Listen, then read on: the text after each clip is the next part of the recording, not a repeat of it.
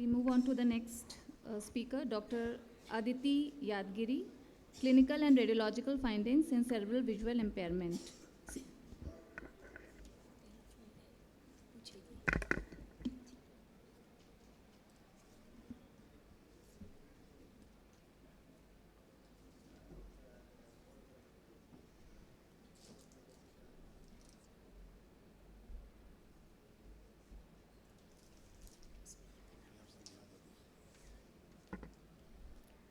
Good evening all. I'll be presenting this paper on clinical and radiological findings in cerebral visual impairment children. CVI is characterized by abnormal visually guided behaviors due to damage to retrogeniculate pathways in the absence of anterior afferent visual pathway abnormalities and ocular structure pathologies. Higher vision function deficits can occur even in the presence of normal or near normal visual acuity. And the diagnosis of CVI is composite of history of predisposing factors, abnormal visual behaviors reported by the parents, and complete ocular examination to rule out ocular cause of vision impairment. My slides are not moving. Higher vision functions can be explained by two cerebral networks consisting of a dorsal stream and a ventral stream.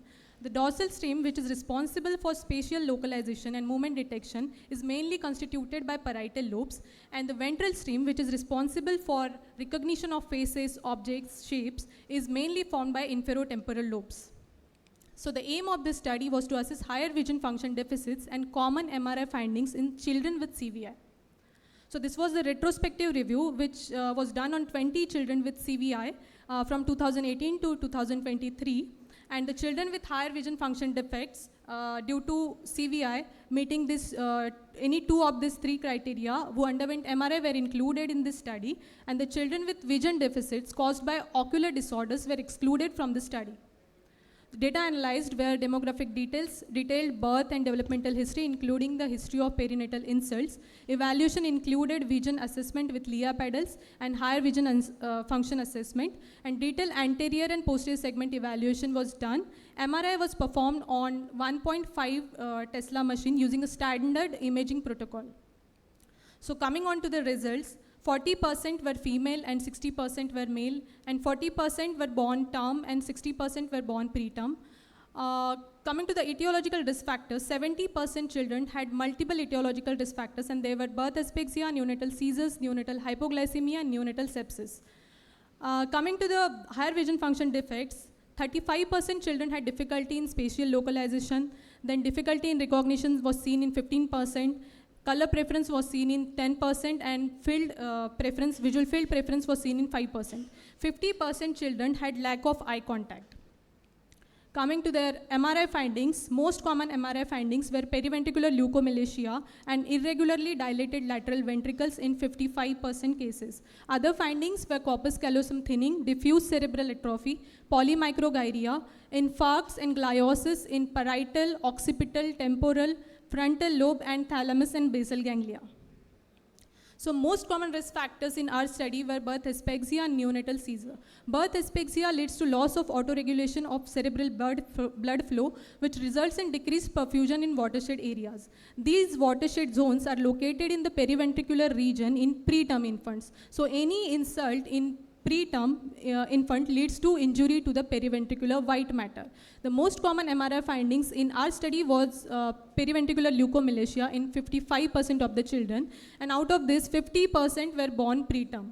As the optic radiation and corticospinal motor tracts travels within the periventricular white matter, its damage leads to higher vision function deficits and cerebral palsy. While in term infants, the watershed zones are located more towards the periphery, so parasagittal cortex is more commonly affected. All the 35 children in our study who had difficulty in localization, all of them had parietal lobe involvement, and in our study, dorsal stream was seen to be more commonly affected than the ventral stream, and it correlated well with the higher vision function defects we got. So the results of our study were similar to those obtained by Lambert et al. And Sioni et al. In both these studies, damage to the optic radiation due to periventricular leukomalacia was considered as most common cause for CVI. But the correlation of higher vision function defects with the stream affected on the MRI, that is dorsal or ventral, was not done in these studies.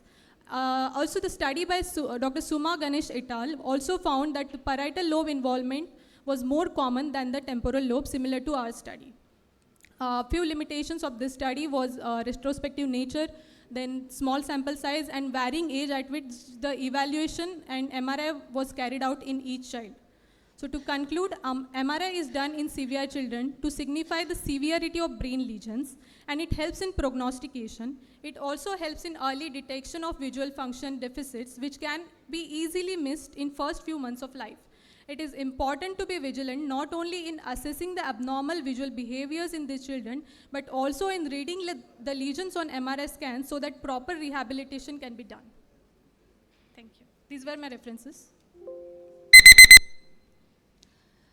You have just written that higher visual functions were recorded. So how did you do that? We actually used 10 characteristics, considering is the child is able to reach at the objects, is the child is able to recognize the faces or toys. Then we saw different preferences for. Did you run any questionnaire or something? We just use these 10 characteristics, ma'am. There is a questionnaire. But you have not covered all the dorsal stream dysfunctions like optic ataxia, simultagnosia, dyskinetopsia, other dysfunctions. Visual complexity and visual novelty was also seen in 35% cases in our study that we have included. Already the parietal lobe has all these, all those features you have described. It has an association with parietal lobe. So what your study adds more to this literature? In literature, I had gone through it was not done that like correlation with the dorsal stream and ventral stream. It was that not. The parietal lobe lesions will have these. Yeah, but the parietal lobe lesions, if we get lesions on MRI, so it will, prognostication will be poor in those cases. And if PVL changes are also seen in those cases, there will be poor prognosis. Not always. Not always. There is neuroplasticity, but we can plan the treatment accordingly, rehabilitation. There is an entity delayed visual maturation. Yeah. So did you get any patient of that in your study? Included that patient? No, sir. No, ma'am. We did not include those okay. patients. And that usually by the age of 1 year, most of them recover. Improve. And you have told neonatal seizure as one of the important etiology. Neonatal seizures are one of the comorbidities which develop secondary to the neonatal injury rather than being the primary etiology. So birth asphyxia should be the primary etiology, and neonatal seizure should be the comorbidity, not the. Both these these risk findings factors were were there, together. but not as a etiology. Yeah. Okay. Any fundus features were there?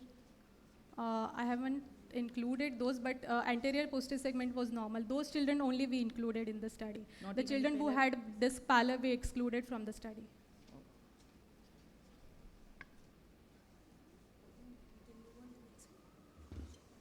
Thank you.